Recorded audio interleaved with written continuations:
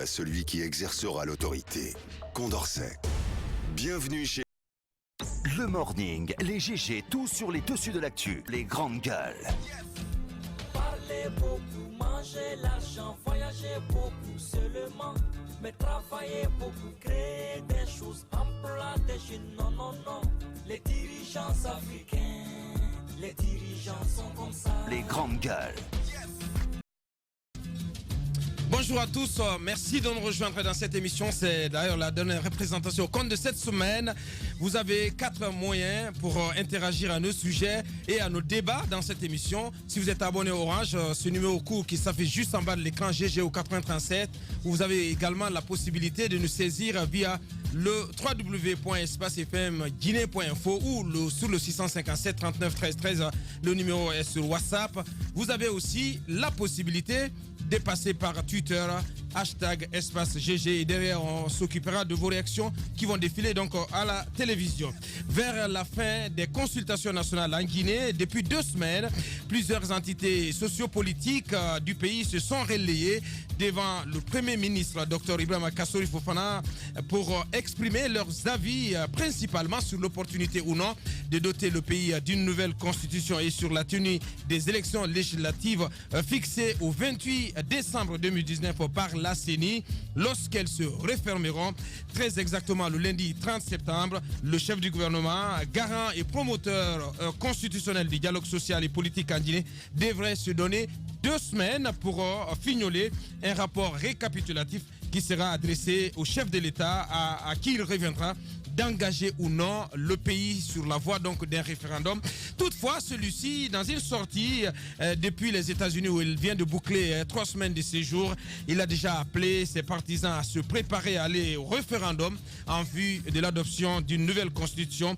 Quels enseignements tire-t-il de ces consultations auxquelles il a lui-même participé? Celle-ci garde-t-elle encore un sens après la sortie, après les déclarations d'Alpha Condé à New York? Comment envisage-t-il l'issue de ce processus? Monsieur Baouri, président du parti UDD, il sera notre invité ce matin. Pendant ce temps, le FNDC France se mobilise contre un 3e mandat pour le président Alpha Condé. 2 nouvelles manifestations prévues ce week-end à Paris et à Poitiers pour dire non à une nouvelle constitution en Guinée. On en parlera donc avec l'antenne FNDC France à travers monsieur Moussa Tatakourou Diawara, chargé à l'organisation et à la mobilisation. Il va intervenir donc depuis Paris en direct dans cette émission. Nous sommes le 27 septembre, c'est la journée mondiale du tourisme. Le thème choisi cette année est tourisme et emploi, un avenir meilleur pour tous. Elle est destinée, cette journée, à sensibiliser les communautés à l'importance du tourisme et de ses valeurs sociales, culturelles, politiques et économiques. Aucune célébration officielle prévue en Guinée, un pays où le secteur du tourisme semble relégué au dernier rang des priorités des autorités étatiques. On en parlera si tout va bien avec le ministre Thierno Ousmane Diallo, ministre du Tourisme, et d'autres acteurs, pourquoi pas, avec Alexis Diallo également, qui est consultant du secteur du tourisme, qui vont intervenir dans cette émission. Merci de rejoindre l'équipe. Bassekou, bonjour. Bonjour Abouakar, bonjour à tous. Il faut qu'on parle ce matin pour commencer de la société de transport Guinée Al-Bayrak, parce que il y a on en parle. Je te fais la garantie, je te fais la promesse plutôt. On en parle là. Jacques Lewaleno, bonjour. Bonjour Abouakar, bonjour à tous. Madame So Moussa Yeroba, bonjour. Bonjour, bien coloré ce matin, Abouakar Diallo. Ouais. Bien, ouais. Ben, c'est pas des couleurs spécifiques. Hein. Ah ouais, j'ai bien coloré en tout cas. Bien. Bonjour Mohamed Ali. Parfois il faut faire dans la démesure. Il fallait ça, franchement. Et bonjour à tous. Antoine, bonjour. Et Zaba Sapé, bonjour. Isaba Sapé. Très bien habillé. C'est en ligne, là, ouais, très bien habillé. Merci de m'inviter. Oui, allez-y, Bassekou. Oui, je le disais que j'ai été saisi il y a plusieurs jours de licenciement abusif du côté de la société. Ouais, jugé abusif. Oui, j'y arrive. Alors, il y a eu plusieurs travailleurs donc, de la société qui se sont vus virer de cette société de transport Guinée Al-Bayrak par le coordinateur ici au plan local qui est un homme de nationalité turque, un certain Sernol Patan, qui est le tout-puissant de ce côté, et bien qui décide de votre sort quand il voudra. Alors, ce qui s'est passé récemment, il s'agit d'une dame, une certaine Magbe, qui travaille, donc qui est du côté du service finance, qui a bénéficié d'un congé de maternité dûment établi par le directeur donc, des ressources humaines. Et le congé disait qu'elle devrait aller en congé et 6 semaines avant son accouchement et 8 semaines après. Donc à la veille donc, de la reprise, elle est appelée par le directeur des ressources humaines pour lui signifier qu'elle ne peut pas continuer, qu'elle ne peut pas reprendre le boulot. Elle demande pourquoi. On dit non, eh bien vous saurez les raisons. Après elle dit bon moi je ne peux pas rester à la maison, je vais venir. Le lendemain elle se présente, eh bien on lui confie aucune tâche à Boubacar Diallo et ensuite on lui dit qu'elle doit quitter. Finalement, puisqu'elle a beaucoup insisté, ce qui s'est passé, c'est que c'est l'un des avocats, un certain maître Doumbouya, qui a pris contact avec elle pour lui dire que, eh bien, vous devrez céder. Vous devrez céder parce que l'entreprise traverse des difficultés financières et pendant ce moment, il y a des recrutements qui sont en cours au niveau donc, de la société Guinée Al-Bayrak. Vous savez les conditions dans lesquelles... Donc on évoque des licenciements pour des raisons économiques. Pour des raisons et économiques. Au même moment, l'entreprise procède à des recrutements. Deuxièmement, ce qui s'est passé, c'est qu'il y a aussi d'autres travailleurs, je crois bien, qui travaillent au niveau des bus. 3, parmi eux, il y a un même qui s'est fait cracher au visage par l'un des travailleurs donc, de la société Albar parce que tout simplement... Par un Turc. Oui, effectivement. Oui, par un Turc. Facile. Un Turc a craché sur lui, sur un Guinéen. Oui, un Turc a craché sur un Guinéen. Alors ce qui s'est passé...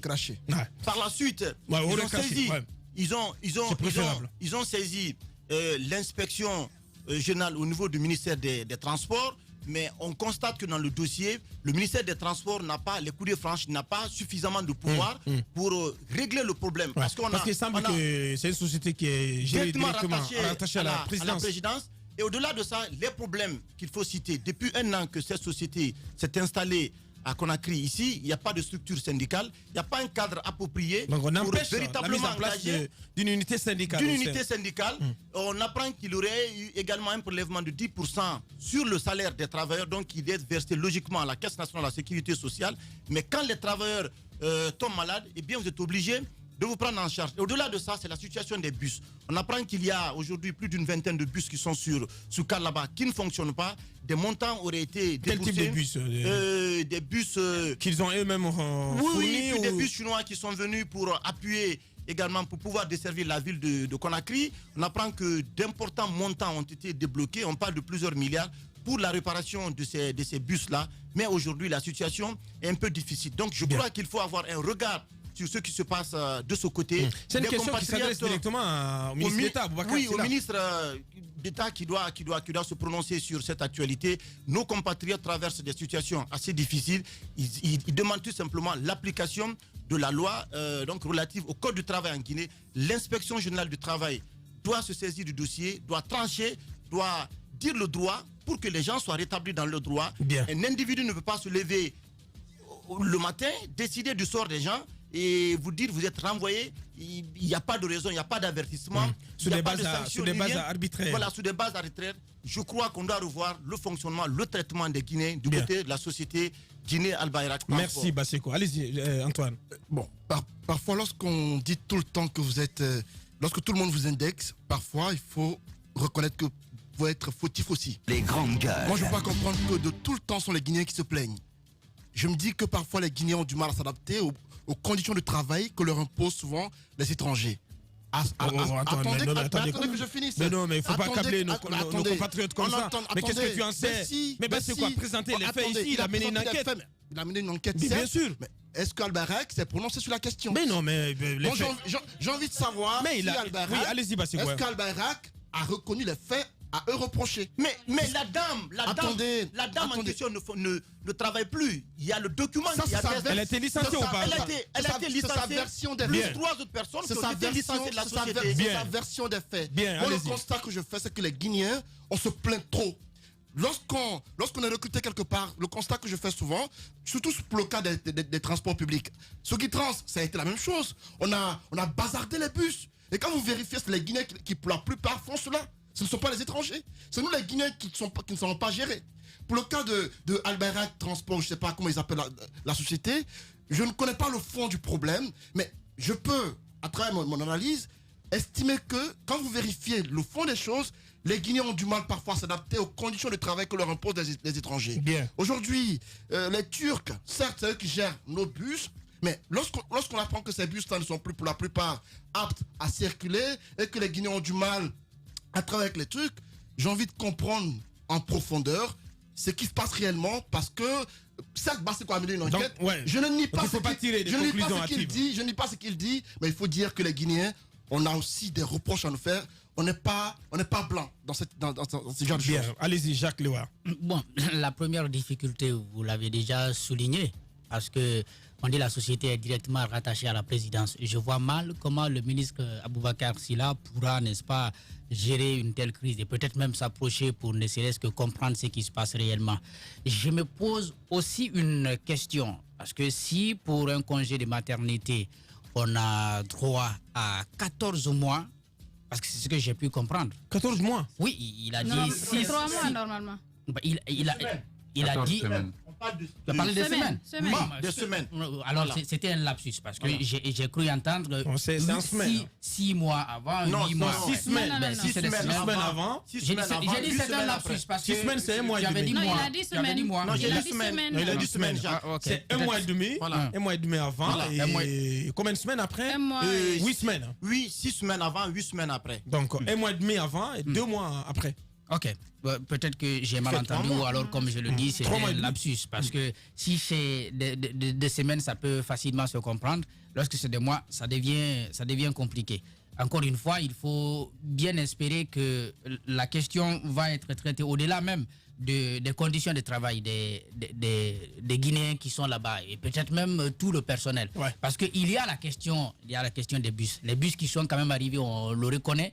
On a eu des bus qui n'étaient pas en bon état. Maintenant, certains ont montré des difficultés dès les premiers jours. Maintenant, aujourd'hui, s'il y a des bus qui sont garés là-bas et qu'on ne parvient pas à réparer, ça, c'est un problème sérieux. Effectivement. Parce que si ça continue comme ça, on va se retrouver dans la même situation que la Sotragui. Ouais. Au départ, on avait une centaine de bus et on s'est retrouvé avec 3 bus. Ouais. Donc, on ne pouvait plus véritablement travailler. Bien. Sur les conditions de vie des Guinéens, de nos compatriotes, parce que vous parlez pour vous des difficultés pour les Guinéens de s'adapter à de nouvelles mesures, à un nouvel environnement de travail. Mais qu'est-ce que ça... est-ce que vous êtes posé la question sur les conditions de travail de nos compatriotes dans les mines, avec les Chinois, justement, notamment à Boké, à Bofa qui est devenu un nouvel Eldorado minier, mais les conditions sont exécrables parfois. Les choses se passent quelquefois de façon...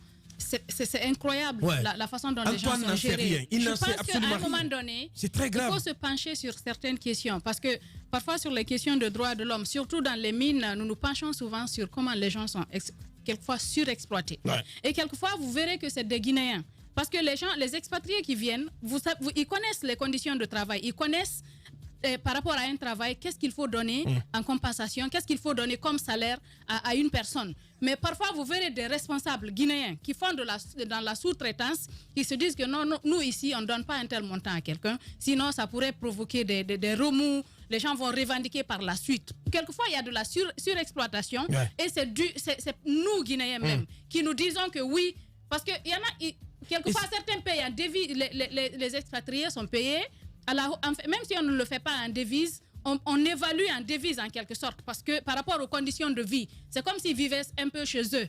Mais nous, Guinéens, on est tellement habitués à la médiocrité, à la petitesse dans la vie, en fait, à la misère, qu'on se dit que même si c'est possible de mettre un Guinéen dans les meilleures conditions, non, il ne faut pas lui faire miroiter ça, parce que sinon, c'est ceci, c'est cela. On préfère peut-être, par la suite, nous-mêmes, en tant que responsables, se remplir les poches que de payer nos compatriotes qui travaillent à la sueur de leur front, qui donnent toute leur énergie sur le terrain, que de les payer eux qui font le gros du travail à la hauteur du travail qu'ils effectuent. Je pense qu'il demande tout simplement, Antoine, d'aller voir. J'ai vu une scène. D'aller voir comment ça se passe à Djandjan notamment. J'ai vu une scène. Du côté de Boké. J'ai vu une scène à Madina, c'est pas quelqu'un qui m'a expliqué. Dans une boutique où une dame chinoise a giflé un jeune Guinéen. C'était pas possible. Je suis venue, j'ai dit, mais c'est pas possible. J'ai dit, madame, vous n'avez pas le droit de gifler cette personne. C'est une agression physique, vous n'avez pas le droit de faire ça. Elle s'est calmée tranquillement, elle est restée dans son coin parce qu'elle savait qu'elle n'avait pas raison. Elle va gifler le jeune homme, quelqu'un qui travaille pour vous. Mais ce n'est pas un esclave. C'est pas un esclave. C'est pas un sous-homme. Il faudrait que les gens puissent... Le problème, c'est quoi? Les gens ne connaissent pas leurs droits. Je ne nie pas le fait que parfois, il y a des personnes qui sont malhonnêtes, qui ne font pas bien leur travail. Effectivement. Mais, par exemple, par rapport à ces bus-là, vous savez que ce n'est pas des bus neufs qui nous sont parvenus ici. Ce n'est pas des bus neufs qui sont venus. Je ne peux pas comprendre qu'on dise que oui, c'est les Guinéens qui ont fait en sorte que ces bus-là sont aujourd'hui en panne. C'est une question de suivi, dans le travail, de gestion, d'entretien de ces bus. Ce n'est pas ceux qui conduisent qui vont envoyer les bus, par exemple, au garage. Les bus relèvent désormais de la société qui est gérée par les Turcs.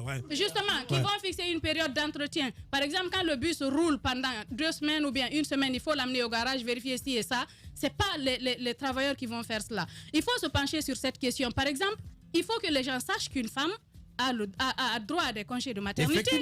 C'est obligatoire. C'est inhérent à la vie de... En fait, c'est pas parce qu'elle travaille ici qu'après, quand elle va prendre ses congés, il y a un vide, mais prenez vos responsabilités. Une femme, elle doit travailler, elle doit, quand elle accouche, avoir des congés de maternité. C'est obligatoire. Et on ne peut pas la renvoyer à cause de cela. Mais il y a plein de gens dans plein de services, même pas des services où on travaille avec des étrangers, même des services ici, où nous sommes entre Guinéens. Des gens qui estiment que oui, il ne faut pas avoir plusieurs femmes dans le service parce que quand elles accouchent, c'est ceci, c'est cela. Ce n'est pas normal, c'est une violation des droits de ces femmes-là. Elles ont le droit de travailler et elles ont le droit d'avoir des congés de maternité. On ne devrait pas badiner avec, parce que si ces femmes connaissent leurs droits, je pense que la meilleure chose à faire, c'est de porter tout simplement plainte contre ces gens qui les ont renvoyés. À supposer que cette information s'avère, je pense que c'est très grave. On ne peut pas ça nous rappelle le cas d'une dame qui travaille avec Canal Sat à un moment donné. Justement, vous vous souvenez, Satelcom. On a traité ce dossier. C'est des dames qui étaient persécutées là-bas juste parce que oui, on suppose que quand tu travailles normalement, tu n'es pas en état de famille, il n'y a pas de problème. Mais être en état de famille, ça fait partie de la vie. Vous ne pouvez pas vous empêcher de faire des enfants parce que vous travaillez quelque part. Il faudrait bien que ça parte avec... Quand vous recrutez une femme, sachez qu'elle peut tomber enceinte, elle peut avoir un enfant, mais prévoyez la chose, qu'elle aura par exemple, après l'accouchement, 3 mois, je ne sais pas si c'est 3 mois ou un peu plus. Il y a même des congés de paternité, par exemple, dans des institutions comme l'UNICEF, dans des institutions internationales.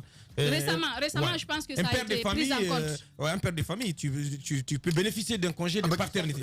Ça arrive. Donc, ce sont des droits qu'il faut faire observer dans tous les domaines. Allez-y. Je pense que s'il y a même dans les médias, lorsque votre femme accouche, vous devez bénéficier des mois de congé de paternité. Pourquoi pas?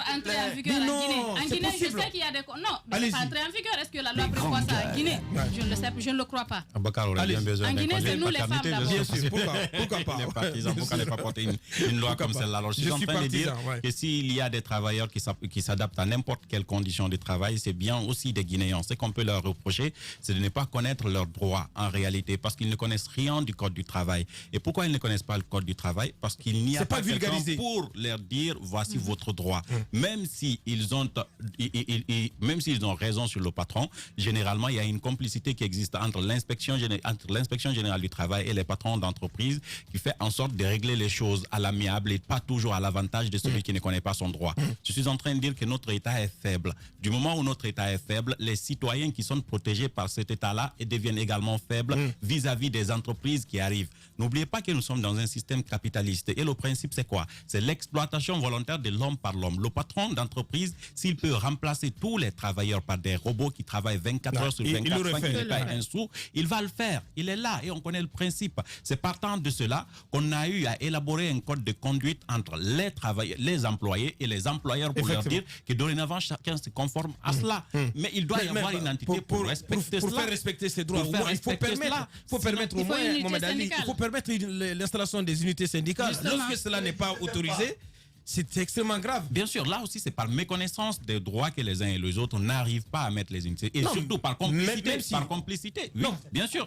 Il y en a qui veulent. Il y a des entreprises. Cela s'explique plutôt par la faiblesse de l'État. Justement. Parce que à Djandjan ou dans des sociétés tenues par des Chinois dans la région de Bokeh, on ne permet pas qu'on installe des unités syndicales. Ce n'est pas une faiblesse de l'État. Hier, Gassama l'a dit ici. C'est une faiblesse de l'État, madame. Sans vous prendre la parole. Aujourd'hui, on est en train sur l'État, si tu permets juste cette brèche, Mohamed Ali. Il faudrait qu'à un moment donné que nous, citoyens, nous puissions prendre nos responsabilités. Vous ne pouvez pas me dire que... Écoutez, je vais vous dire ce qu'ils doivent faire. Vous ne pouvez pas dire que toutes les personnes qui travaille dans une société minière, il n'y a pas d'intellectuel, il n'y a pas quelqu'un qui sait qu'il faut mettre en place des syndicats. Il faudrait que les gens mettent en place, que les gens puissent prendre leurs responsabilités. En faisant quoi? Par exemple, en Guinée, on a... Ils ne vont pas les brûler quand même. Non, qui a dit de brûler? Non, je n'ai pas dit que tu as dit ça. Il faut mettre en place... Ils négocient, mais ça ne passe pas. Il faut vous organiser. Organisez-vous. Faites appel à tout ce qu'il faut à l'échelle internationale, nationale et tout, pour que vous mettez... Je parle par exemple du cas de... Attendez, Mohamed Ali. Je parle du cas de cette société, CDM Chine, une société comme ça. Mais il y a eu tellement de manifestations, tellement de protestations des travailleurs pour obtenir la mise en place d'une unité syndicale. Ça n'a pas marché. Les bras, ça ne marchera pas comme cela. Les centrales syndicales qui peuvent les appuyer, on ne permet plus à ces centrales syndicales d'aller à Bokeh. Il faudrait qu'il y ait des gens forts qui ont une conviction, qui puissent aller jusqu'au bout. Écoutez, les choses ne s'obtiennent pas facilement. Regardez au niveau de la presse. Est-ce que le tapis nous est déroulé facilement pour faire notre travail, pour avoir cette liberté d'expression? Je suis en train de dire que maintenant là, c'est particulièrement difficile. Je pense que on n'a pas notre convention collective. Mais on y travaille justement. Je pense que Jacques, si tu permets pas, c'est plus difficile dans les sociétés minières aujourd'hui parce que n'oubliez pas qu'il y a comme une sorte d'épée Damoclès sur la tête des uns et des autres. Travailleurs. Dès que vous organisez un syndicat et vous voulez faire un mouvement de protestation, on vous rappelle le cas de Fria. Et lorsqu'on se rappelle de ce qui s'est passé à Fria, on n'a pas envie que la même chose se reproduise. Donc ça devient plus difficile à ce niveau. Souvenez-vous de M. Fodé de l'unité centrale, c'est USTG ou quoi? Depuis qu'il est allé une fois là-bas, on l'a mis en prison, il est revenu. Bara, par exemple. Ah, mais il travaille, hein? Vous vous souvenez aussi des deux responsables? Les deux premiers responsables de l'unité syndicale de la saga du côté de Sigri. Mais ils ont été abusivement licenciés. Est-ce que vous remarquez aujourd'hui qu'il est difficile? Est-ce que vous remarquez aujourd'hui qu'il est difficile, en tout cas moi je n'ai pas entendu parler, qu'un Guinéen, un employé guinéen puisse obtenir gain de cause en justice sur un expatrié? Ce n'est pas possible. Ouais. Je vous dis, il y a une complicité, il y a une sorte de complicité. Vous savez, d'abord, le tribunal est spécial, c'est le tribunal de travail. Et c'est généralement géré, le respect des règles du travail est géré par l'inspection générale du travail. Je vous dis que généralement, il y a une complicité, même les employés le savent, il y a une complicité entre les patrons d'entreprise et les inspecteurs généraux de travail. Ils sont censés faire respecter la loi, mais en complicité avec ces patrons-là, souvent, ils bafouent cette loi et c'est au détriment des employés qui se trouvent là. Bien. Je pense que tant que notre État n'est pas capable de protéger ses employés, les employeurs feront toujours ce qu'ils veulent, qu'ils soient chinois, turcs ou guadeloupéens. Bien, merci Mohamed Ali. Allez-y. Non, Jacques, pour clore. Voilà, je pense que le problème doit être un peu plus profond que ça. Nous sommes dans une situation où notre État a envie de protéger les employeurs. C'est cela. Parce que si vous voyez... Très belle analyse. C'est ce qui s'est passé au port autonome de Conakry, par exemple. Qu'est-ce que le syndicat n'a pas fait pour obtenir un certain nombre de garanties, ne serait-ce que pour les travailleurs qui allaient pour la préservation de leur travail. Pour la préservation de leur travail avec Al-Bayrak. Ils ne l'ont jamais obtenu. Le président, il a été clair, pas de syndicat au port. Et aujourd'hui, il a réussi, n'est-ce pas, à chasser tout le monde. C'est la même chose qui se passe. Lorsque l'État se comporte de cette façon, on n'attendait pas à ce qu'un expatrié qui arrive, qui crée sa société, que ce soit dans une zone minière ou bien dans le transport, qu'il veuille bien respecter ces règles. Parce que l'État lui-même ne les respecte pas. Et le syndicat, n'oublions pas qu'il est fragilisé depuis un moment. Aujourd'hui, je ne vois pas une centrale syndicale qui se montre efficace. La seule branche ou le seul syndicat professionnel qui tenait sa tête, c'était peut-être le syndicat des enseignants qui a connu ces difficultés et qui est en train aussi, si vous voulez, de perdre toutes ses forces. Aujourd'hui, notre syndicat, je pense que a des difficultés, a des sérieux problèmes. Parce que l'État n'a pas envie d'en avoir. Merci Jacques. Très bien. Pour clore, Antoine, allez-y. Allez-y, Antoine.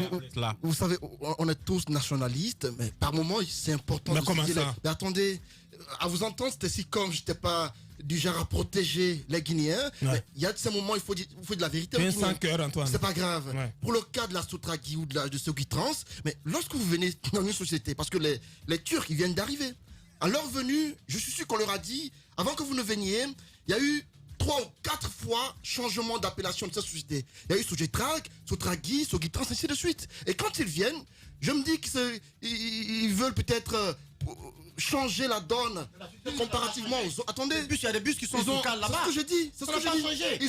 Ils ont envie de changer la donne en instaurant leurs propres principes. Bien. Et j'ai l'impression, parce que le constat que j'ai fait de par le passé, le constat c'est que la plupart des bus qu'on a octroyés aux Guinéens ou à la Guinée, mais tout a été broyé. Rien n'existe. Quand vous vérifiez, c'est les Guinéens qui sont à la base de cela, ce ne sont pas les étrangers. Quand vous vérifiez, les Guinéens sont pour la plupart à la base de la démolition de nos bus. Pour le cas de Al-Bayrak, aujourd'hui on nous apprend que les 100 bus qui sont arrivés ou les 50 de la Turquie, la plupart sont aux arrêts. Quand vous vérifiez, qui exploite ces bus-là? Ce sont nous les Guinéens. La faute à qui? Ce sont nous les Guinéens. Mais il faut un calendrier d'entretien, Antoine. Il y a une gestion. Il y a une entité qui gère, Antoine. Il y a certes une entité qui gère, mais elle a ses principes pour les gérer. Si l'entité estime que pour que les bus restent maintenus en l'état, il faut que j'applique la loi comme cela. C'est important qu'on respecte aussi la façon de faire. Voilà. Bien, la suite dans un instant. Les journalistes accoucheurs de vérité diverses. Profession de rechercher la vérité et de la dire sera toujours odieux à celui qui exercera l'autorité. Condorcet. Bienvenue chez les GG sur Radio Espace Guinée.